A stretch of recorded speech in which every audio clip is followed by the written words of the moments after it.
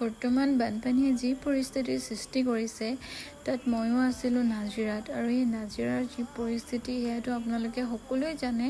তো মই ৰুমত আছিলোঁ, তাত না খাব পাইছিলোঁ না পানীৰ সুবিধাকণ পাইছিলোঁ, কাৰেণ্ট নাই। তো সেইটো কাৰণে মই ছেফলি যেন তেন মই আহিব পাৰিলোঁ। মই যিহেতু কামৰ কাৰণে নাজিৰাত আছিলোঁ আৰু তাত থাকোঁতে মই গম পাইছোঁৱেই যে মোৰ ঘৰৰ পৰিস্থিতি কেনেকুৱা, বহুত বেছি বেয়া।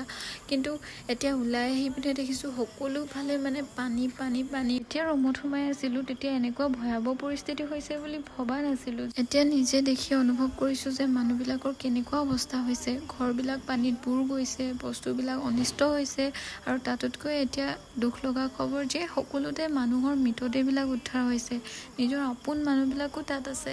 কিমান বেছি মানে দুখ লগা। সঁচাকৈ কেতিয়াও ভবা নাছিলোঁ যে এনেকুৱা এটা দিন আহিব, এনেকুৱা এটা পৰিস্থিতি আমাৰ লগত হ'ব। প্ৰভু ইমানতে সকলোবিলাক ভাল কৰি দিয়া প্ৰভু।